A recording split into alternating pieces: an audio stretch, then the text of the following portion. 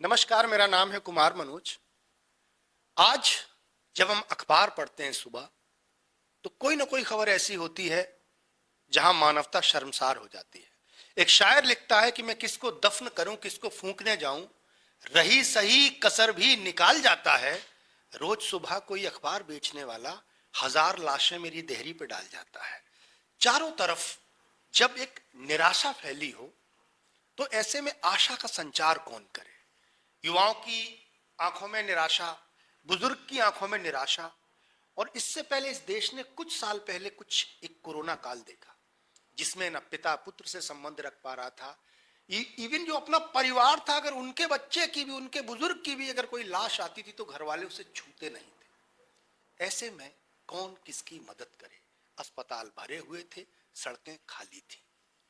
तभी एक सपने ने जन्म लिया, और देखते देखते वो सपना पूरे हिंदुस्तान में निरीह, कमजोर, बीमार, परेशान लोगों की आंखों का सपना बन गया। वो विचार क्या था? वो कैसा विचार था जिस एक विचार ने पूरे हिंदुस्तान की आंखों में आशा जगा दी? तो आज के हमारे इस पॉडकास्ट के मेहमान ऐसे ही एक व्यक्ति हैं, जिन्होंने अपनी छोटी आंखों से ये बड़ा सपना देखा था। वो यूं तो सरकार में सेवारत थे, लेकिन सरकारी सेवा करते करते वो आम जनमानस की सेवा में पूरी तरह से संलग्न हो गए। तो बहुत स्वागत करिए, हमारे बीच में है आदरणीय अजीत प्रताप सिंह जी। सर, आपका बहुत बहुत स्वागत है। धन्यवाद मनोज भाई, आपके ये शब्द जो है जोश पैदा करने वाले हैं। सर, मैं पहला ही सवाल आपसे ये करना चाहता हूं कि सरकारी सेवा और उससे समाज सेवा, ये समय आप कैसे निकाल पाए?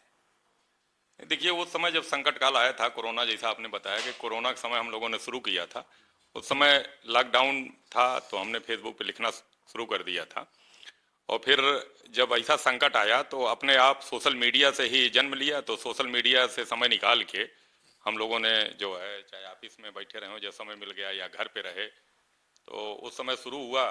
और इसको एक हंसी मजाक से हम लोगों ने शुरू किया था, और इतना बड़ा ये संगठन बन गया, हमको खुद ही नहीं मालूम था कि इतना बन जाएगा। अच्छा, ये इसका जो नाम आपने रखा देवदूत वानर सेना, ये मतलब किसी मीटिंग के बाद प्लान हुआ कि यूं ही लिख दिया?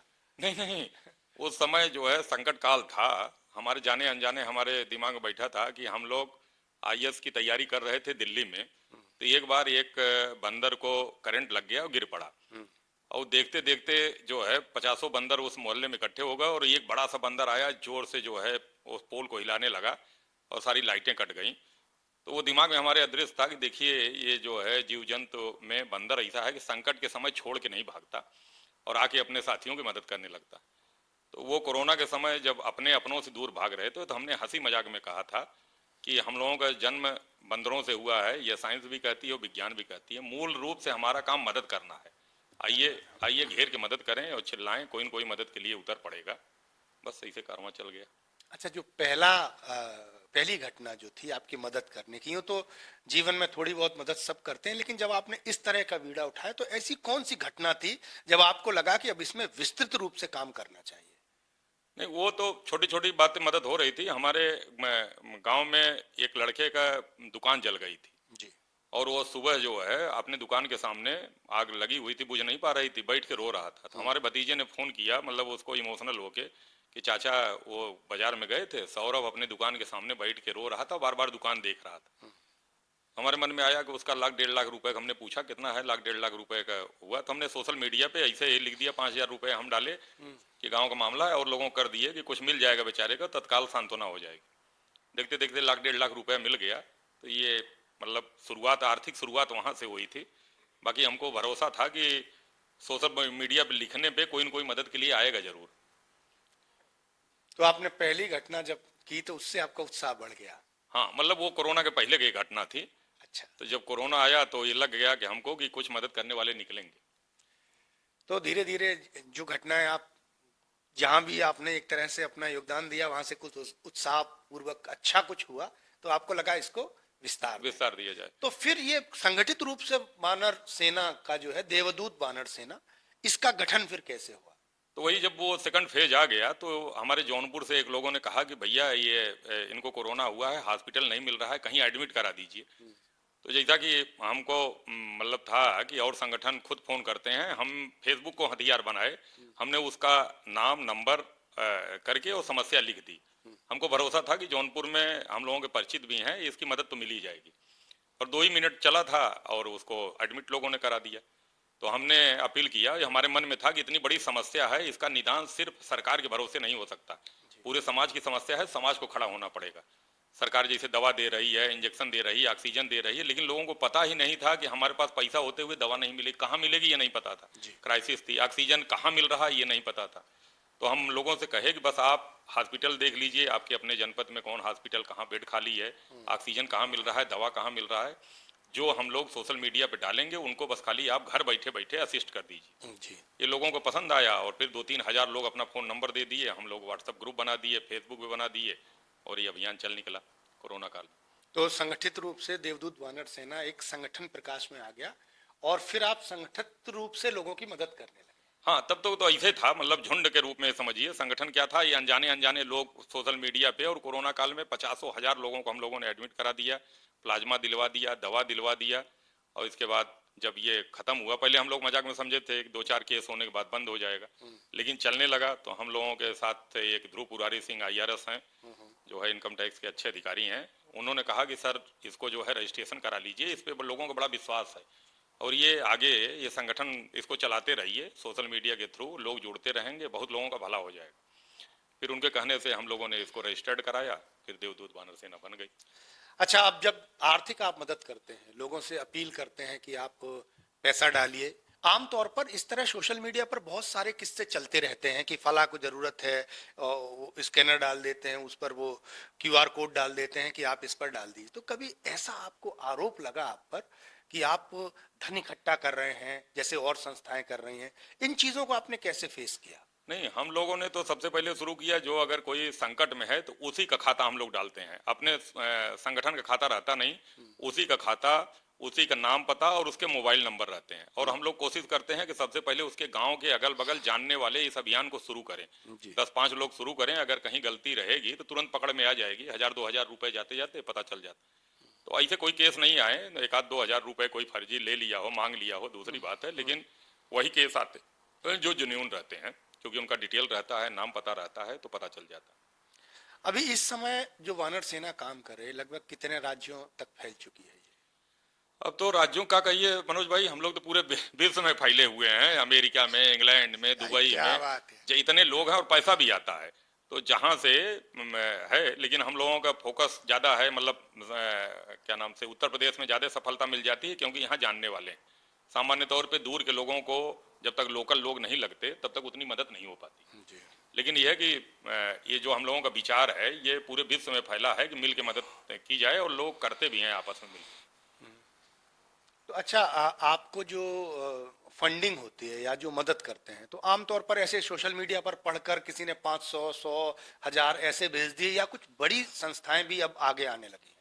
नहीं, अभी तो कोई बड़ी संस्था नहीं है, लेकिन लोग बड़ा बड़ा मदद करने आए हैं। जैसे हम लोग बताएं कि आपको अन्नमय अभियान जब हम लोगों ने चलाया था, उस लड़के को 16 करोड़ की जरूरत थी, जिसमें टाइप 1 बीमारी थी। तो उसमें जो है हम लोगों ने 20 दिन में 3 करोड़ रुपए इकट्ठा कर लिया था। 1 रुपए अन्नमय के नाम पे अभियान हमने चलाया था, लोग सड़क पे उतर गए, मंदिर में मांगे, मस्जिद में, विद्यालय में। तो उसमें बड़े बड़े भी देने वाले आए और छोटे छोटे भी।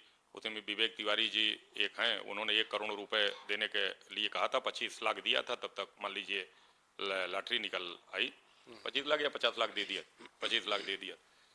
तो इस तरीके के लोग देते रहते हैं और अभियान हम लोगों को चलता रहता है। अच्छा, इसमें अभी एक खबर बड़ी चर्चा में बनी थी, क्रिकेटर सचिन तेंदुलकर के दोस्त विनोद कांबली। जी जी। तो आपने महाराष्ट्र में जाकर उनकी मदद कर दी, मतलब वहां तक संगठन फैला के कैसे, ये कैसे? नहीं, वो काम्बली जी जो है, आचरेकर जी के कोई सभा थी उनके, उसमें उसमें तेंदुलकर जी के साथ आए थे। तो वहाँ उनकी दशा देख के हम लोगों के साथ बैंकॉक में एक हैं देवदूत वानर सेना के अनंत, उन्होंने हमसे कहा कि भैया इसका अभियान चलाइए, ये बड़ा क्रिकेटर रहा है, अपनी गलती से भले सजा पा रहे हो, लेकिन मदद हम लोगों को करनी चाहिए, अगर जी। विश्वास है जैसे सबकी मदद है इसे। तो हम लोग शुरू किए, कुछ लोग आलोचना किए कि उनकी मदद करने वाले बड़े बड़े लोग हैं, आप लोग क्या, लेकिन मदद उसके पहले लोग करके थक चुके होंगे। फिर हम लोगों ने अभियान चलाया, तो वहाँ जाके 25 लाख रुपए हम लोगों ने उनके दिया। और हम ही लोगों के बानर सेना में है शैलेश ठाकुर, जिनके 3 हॉस्पिटल हैं, उन्होंने आजीवन उनके इलाज करने के अपना कर लिया। और आपको आश्चर्य होगा कि वो 3-4 साल से बाथरूम बेड पे कर रहे थे और डायपर लगा के, लेकिन इलाज शुरू हुआ, वो टहल घूम रहे हैं, आराम से अपना काम कर रहे हैं। क्या बात है। देवदूत शब्द जो है आमतौर पर जिस हमारे पुरातन परंपरा में प्रयोग किया जाता, सही मायने में अगर देवदूत का अर्थ और वानर सेना से जोड़कर सार्थक किया है तो वो आपने किया है। आप जिस तरह से काम कर रहे हैं, मैं लगातार आपको देखता हूं और मैं खुद भी ये मानता हूं, जैसे हजारों संस्थाएं होती हैं, बहुत सारे लोग जुड़ने के लिए बोलते हैं, मैं आज तक किसी संस्थान से नहीं जुड़ा। वानर सेना एक ऐसा संस्थान है जिसके साथ काम करके मुझे भी अच्छा लगता है। क्यों? उसका कारण है, यहाँ न कोई ऐसा पैटर्न है कि आप ये लाइए वो लाइए। मैं जानता हूं आप भी एक फक्कड़ स्वभाव के व्यक्ति हैं, दिन भर नौकरी करते हैं, नौकरी में जहां भी समय मिल जाता है आप बैठे बैठे सबकी व्हाट्सएप पे, मैसेज पे, फेसबुक पे ऐसे भेज के मदद करते रहते हैं। तो ये जो मदद का तरीका है ये अपनी तरह से अद्भुत है। न कोई स्पेशल जगह, न कोई स्पेशल लोग, आम जनमानस, आम भागीदारी, जिसको जहां मौका मिले भैया मदद कर दो, सामने वाले को जीवन मिल जाएगा। तो ये बढ़िया रास्ता है। और जो लोग मोबाइल पर दिन भर रीलें बनाते हैं, उल्टे सीधे कमेंट्स करते हैं, ईर्ष्या, निंदा और ये तमाम सारी चीजें वहां पर करते रहते हैं, उनके लिए भी ये सीख है कि लोग कहते हैं सोशल मीडिया बड़ी खराब चीज है, लेकिन उसी सोशल मीडिया से इतना अच्छा काम करने का जो रिकॉर्ड आपने बनाया उसके लिए आप बहुत बहुत बधाई के पात्र हैं। मैं कुछ और सवाल आपसे करना चाहता हूं।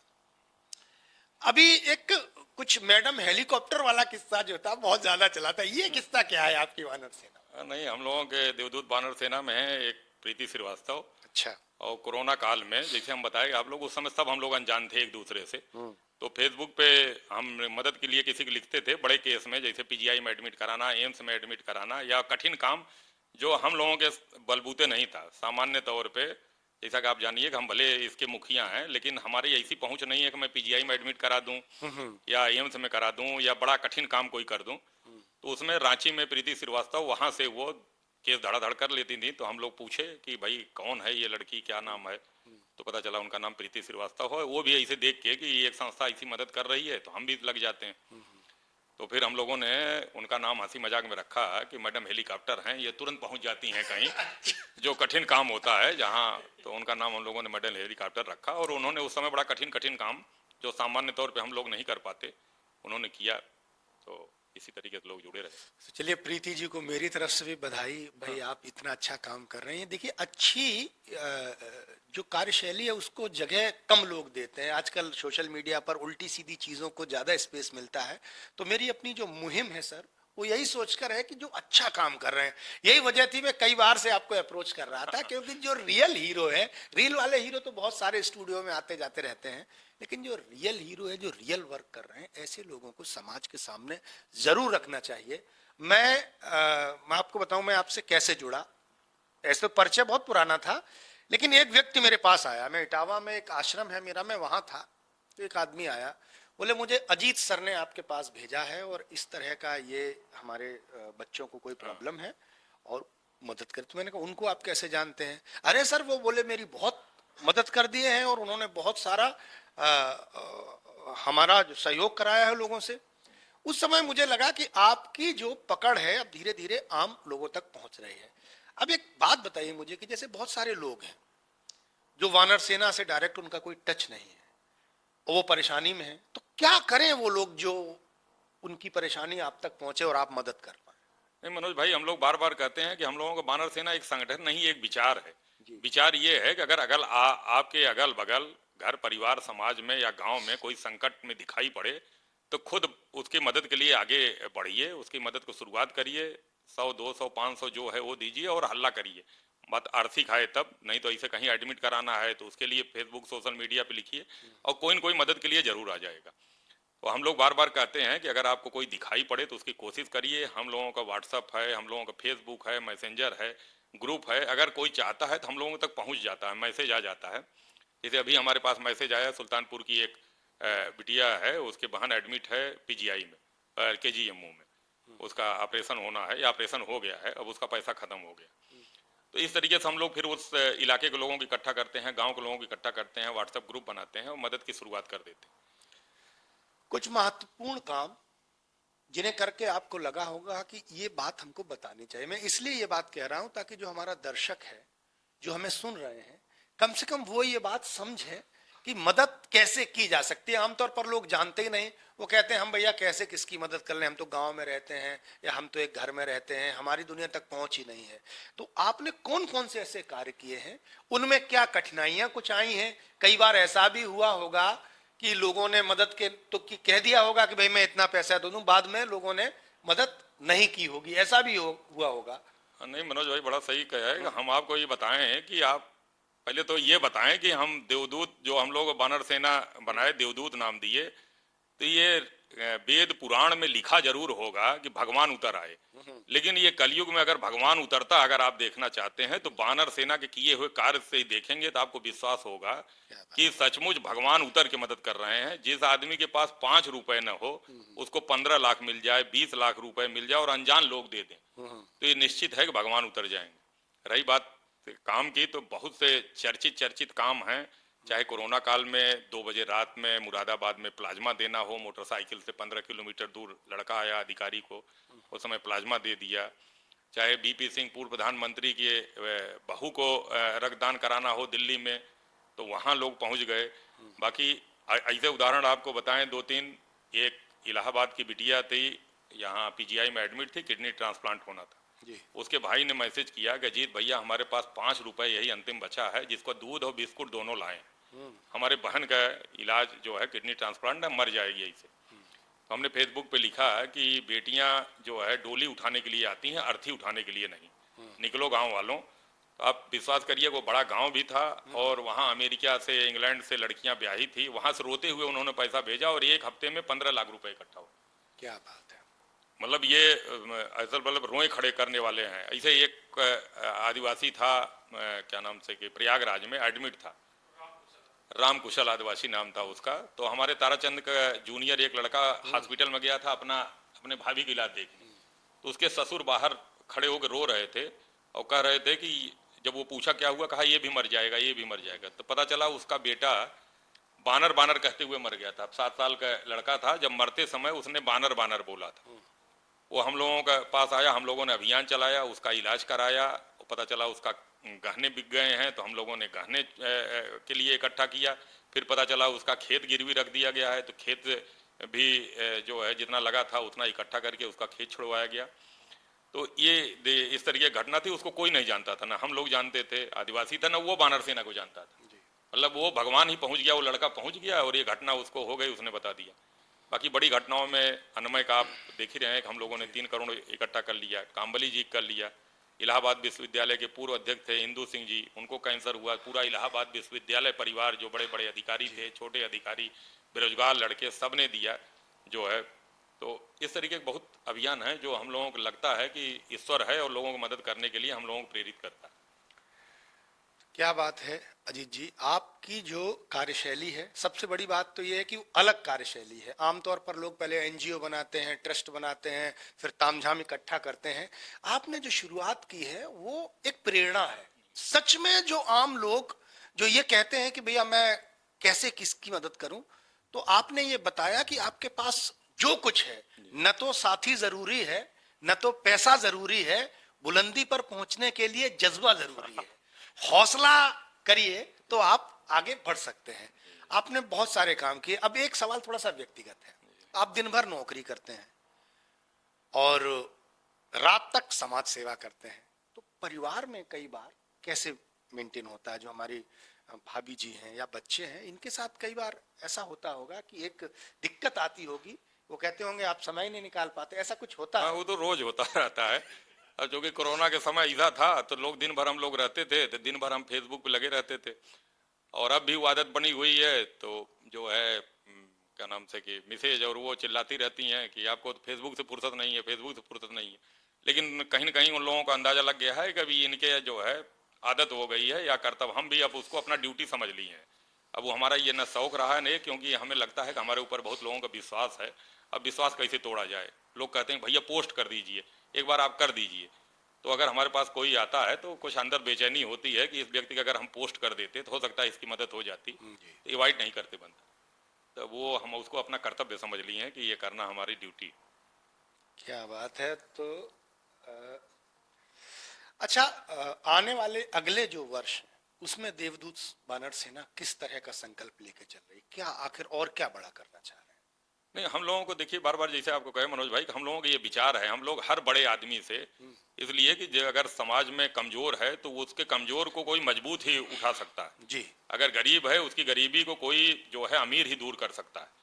तो ये हम लोग बार बार ये प्रचार करना चाहते हैं, समाज को संदेश देना चाहते हैं कि भगवान ने अगर आपको मजबूत बनाया है तो कहीं न कहीं आपकी परीक्षा ले रहा है कि अगर आपके सामने से कोई कमजोर गुजरेगा और उसकी आप मदद नहीं करेंगे तो ऊपर जाके पूछेगा जरूर कि हमने मजबूत आपको किस लिए बनाया। जैसे लड़कों को पढ़ाया जाता है तो उसकी परीक्षा होती है, वैसे आपको अगर हाथ पांव से मजबूर बनाया है और कोई बिना हाथ पांव के व्यक्ति आपके सामने घसीट के चल रहा है, आप उसको उठाएंगे नहीं तो कभी न कभी जवाब देना पड़ेगा। ऐसे आपके पास अगर धन है, भगवान ने पर्याप्त धन दिया है, आपके खाने पीने से अधिक है, और आप कोई खाने के लिए मर रहा है या इलाज के लिए मर रहा है, उसके लिए आप 100, 200, 500, 1000 नहीं निकालेंगे, तो ये सवाल पूछा जरूर जाएगा कि हमने आपको धन दिया किस लिए था।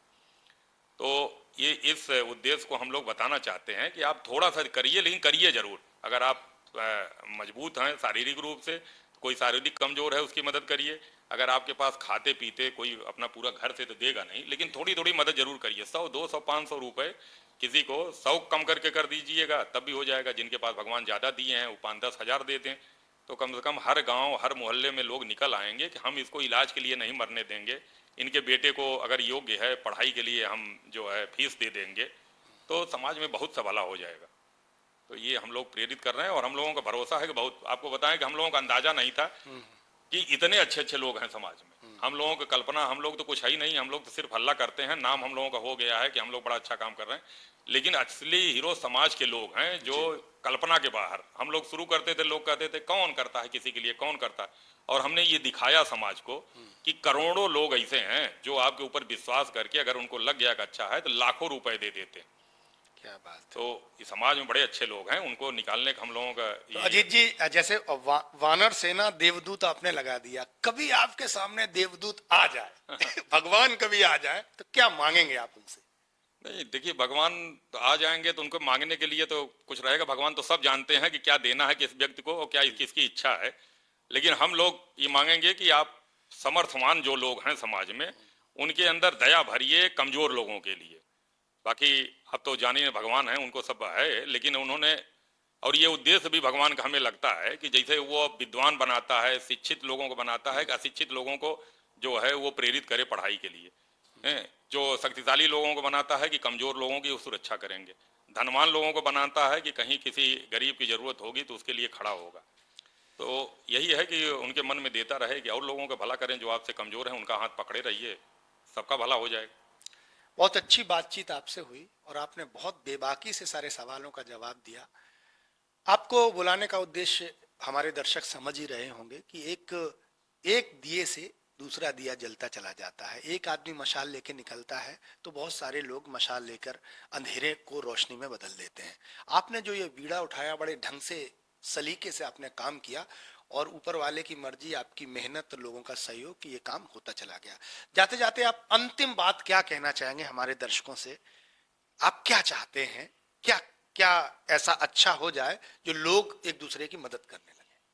नहीं, हम तो समाज से लगातार कहते रहते हैं और फिर एक बार मनोज भाई के माध्यम से कहना चाहते हैं कि आपके अंदर जो क्षमता है वो समाज को देने की कोशिश करिए। जैसे जो शिक्षित है वो पढ़ाया पढ़ाए लोगों को, जो पता चला पेड़ लगा सकता है वो पेड़ लगाए, जो आर्थिक रूप से संपन्न है वो किसी गरीब को, चाहे उसकी लड़की की शादी में, चाहे उसकी पढ़ाई में, चाहे किसी के इलाज में, सहयोग की भावना करे रहे। मूल स्वभाव, मानव का मूल स्वभाव मदद करना है। ये जो है जन्म ही हम लोगों का हुआ है कि किसी की मदद करने, बिना मदद किए लोग रह नहीं सकते। और बस वही मदद का भाव आप लोग जगाते रहिए। अपने अगल बगल, अपने नात रिश्तेदार, हम ये नहीं कर रहे हैं कि अनजान को ही दीजिए, लेकिन आपका कोई नात रिश्तेदार है, कोई दूर का रिश्तेदार है, कमजोर है, सबके रिश्तेदार कमजोर होते हैं, वहीं शुरू करिए। अपने सारे रिश्तेदारों से इकट्ठा करके उसकी मदद करिए। ये परंपरा शुरू होगी तो समाज बहुत आगे जाएगा। बहुत सुंदर विचार और बहुत बड़ी मुहिम, और जिस तरह से आपने इस मुहिम को अंजाम दिया है वो काबिले तारीफ है। प्रशस्ति स्टूडियो और हमारा पूरा परिवार ये चाहता है कि आपकी ये मुहिम लगातार बढ़ती रहे और गांव, कस्बे और छोटी छोटी जो जगह हैं, कोई भी बिना इलाज के, दवाई के बिना कोई न मरे, कोई परेशान आदमी जिसकी आंखों में निराशा हो, आपकी वानर देवदूत वानर सेना पहुंचकर उसकी आंखों में रोशनी भर दे। मैं सिर्फ जाते जाते आपका धन्यवाद करते हुए 4 पंक्तियां कहना चाहता हूं कि हो यकीन खुद पे तो चाहे मुश्किलें रोकें हजार, ख्वाब आंखों के सभी साकार होते जाएंगे, और चल पड़े हैं हम इसी उम्मीद में लेके मशाल, 1 से 2 और 2 से 4 होते जाएंगे। बहुत बहुत धन्यवाद, आप आए, आपका बहुत बहुत स्वागत। देखिए और ऐसे ही मनोज भाई हम आपको रोक के कह रहे हैं कि आपके भी हम लोग बहुत बड़े प्रशंसक हैं। सर, जो हमारे दर्शक देख रहे होंगे, हमसे ज्यादा कुमार मनोज भाई को सब जानते हैं। ये बहुत बड़े कवि हैं। इटावा से हमारे इनके संबंध हैं, बहुत पुराने संबंध हैं, और इन्होंने अमेरिका से लेके विश्व के कई देशों में अपना परचम हिंदी साहित्य को मजबूत किया है अपने वाणी के माध्यम से। ये सरस्वती पुत्र हैं। हम लोगों को अच्छा लगा कि ये वानर सेना के भी अंग हैं, और इसी तरीके से हम लोगों की आवाज़ उठाते रहेंगे। मैं बार बार इसीलिए अपील करता हूं कि समाज के जो चर्चित चेहरे हैं, पढ़े लिखे लोग हैं, मजबूत लोग हैं, वो अगर इस तरीके के परंपरा को आगे बढ़ाएंगे, किसी की मदद कर रहे हैं हम लोग, कोई अच्छा काम कर रहे हैं, उसको अगर आवाज़ देंगे तो आवाज़ दूर तक जाएगी। कुमार मनोज भाई को बहुत बहुत धन्यवाद। हमारे साथ तनहा हैं। जब हमने इनको बताया कि कुमार मनोज ने फ़ोन किया था तो कह रही भैया कहाँ थे, हम तो नहीं ऑफिस आए थे। कहे हम तो उनके बहुत बड़े प्रशंसक हैं, हम भी आके देखे मिले होते। तो आपको हम धन्यवाद, इसलिए आप हमें धन्यवाद न दीजिए, हम आपको धन्यवाद देंगे कि आप हम लोगों की आवाज़ को अपनी आवाज़ दिए। बहुत अच्छा लगा सर, और ऐसे ही आते रहिए, जुड़े रहिए, मिलकर कुछ अच्छा करते हैं, इसी उम्मीद के साथ बहुत बहुत धन्यवाद। मिलते हैं अगले नए पॉडकास्ट में एक नई शख्सियत के साथ, तब तक इंतजार करिए। आज के लिए बस इतना ही। नमस्कार।